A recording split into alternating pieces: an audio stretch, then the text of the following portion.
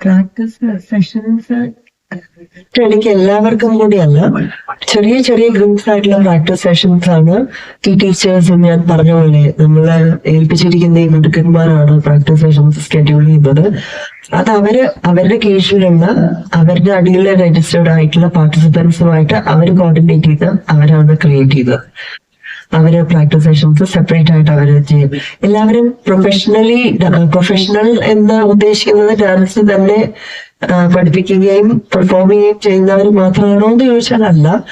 Dance practitioners ആയിട്ടുള്ള എല്ലാവരും ഇതിന്റെ ഭാഗമാണ്. ഡാൻസ് പഠിക്കുന്നവർ, ഡാൻസിനോട് സ്നേഹമുള്ളവർ, ഡാൻസ് പഠിപ്പിക്കുന്നവർ, അങ്ങനെ എല്ലാ കാറ്റഗറിയിലുള്ളവരും, ഡാൻസ് പെർഫോം ചെയ്യുന്നവര്, ഡാൻസ് പ്രൊഫഷണലായിട്ട് ചൂസ് ചെയ്തേക്കിരിക്കുന്നവര്, അങ്ങനെ എല്ലാ കാറ്റഗറീസിലുള്ളവരും ഇതിന്റെ ഭാഗമാണ്. നമ്മള് ഏജ് ഗ്രൂപ്പ് വെച്ചിരിക്കുന്നത് 7 വയസ്സ് മുതൽ എനി ഏജ് ഡാൻസ് കളിക്കുന്ന പഠിച്ചിട്ടുള്ളവർക്ക് ഉള്ള ഇതാണ്. അപ്പൊ അതിന്റെ പ്രാക്ടീസ് സെഷൻസ് എന്ന് പറയുന്നത് ടീച്ചേഴ്സ് ആണ് കോർഡിനേറ്റ് ചെയ്യുന്നത്. സെപ്പറേറ്റ് ആയിട്ട് അവരുടെ കീഴിൽ അവർ തന്നെയാണ് കോർഡിനേറ്റ് ചെയ്യുന്നത്. അന്നേ ദിവസം നമുക്ക് 9 പേർക്കൊരു മോണിറ്റർ എന്നുള്ള രീതിയിൽ നമ്മൾ അറേഞ്ച് ചെയ്തിട്ടുണ്ട്.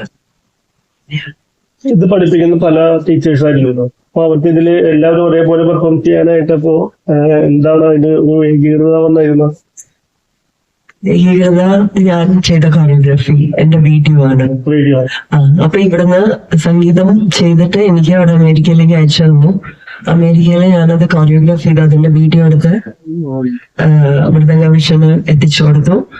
രജിസ്റ്റർ ചെയ്യുന്ന പാർട്ടിസിപ്പൻസിന് എല്ലാവർക്കും ഈ വീഡിയോസ് കിട്ടും. ഈ ടീച്ചേഴ്സിന്റെ കയ്യിൽ ഈ വീഡിയോസ് ഉണ്ട്. സോ ആ വീഡിയോ ആണ് ഒരു കോമൺ ഫാക്ടർ എല്ലാ ഡാൻസറിനും. സോ അതിലെ കോറിയോഗ്രാഫീസ് എക്സാക്ട്ലി ആണ് ഇവര് മനഃപാഠമാക്കി പഠിച്ചോണ്ട് വരുന്നത്. ടീച്ചേഴ്സ് എല്ലാവരും പല പല സ്റ്റൈലായിരിക്കുമല്ലോ ഡാൻസ് വരുമ്പോ എല്ലാത്തിനും നമ്മള് ബേസിക് ആയിട്ട് ആ വീഡിയോയിൽ ഒരു സ്റ്റൈൽ മെയിൻറ്റെയിൻ ചെയ്തിട്ടുണ്ട്. സോ പല സ്റ്റൈൽ എന്ന് പറഞ്ഞാലും നമ്മൾക്ക് നമ്മുടെ ഫോണ്ടുകൾ പലതാണെങ്കിലും ലെറ്റേഴ്സ് സെയിം ആണല്ലോ. അതുപോലെ തന്നെയാണ് ഇതും. നമ്മള് ബേസിക് ആയിട്ടുള്ള ചെയ്യുന്ന രീതികൾ സെയിം ആണ്.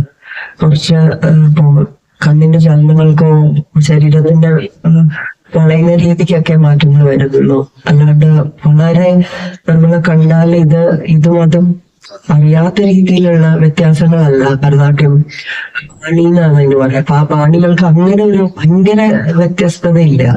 12,000 പേര് ടീച്ച് ചെയ്യാനായിട്ട് എത്ര ടീച്ചേഴ്സ് ഉണ്ടായിരുന്നു? അവരൊക്കെ എങ്ങനെ കണ്ടെത്താൻ പറ്റിയെന്നുള്ള? നമ്മൾക്ക് ഓരോ ടീച്ചറും 25-ൽ കൂടുതൽ കുട്ടികളെ അവർക്ക് അവരുടേതായിട്ടുള്ള ശിഷ്യഗണങ്ങൾ തന്നെ റെഡിയാണ് എന്നുള്ള രീതിയിൽ ഒരു കമ്മിറ്റ്മെന്റ് കൊണ്ട് മുന്നോട്ട് വരുന്ന ഒരുപാട് പേര് നമുക്കുണ്ടായിരുന്നു.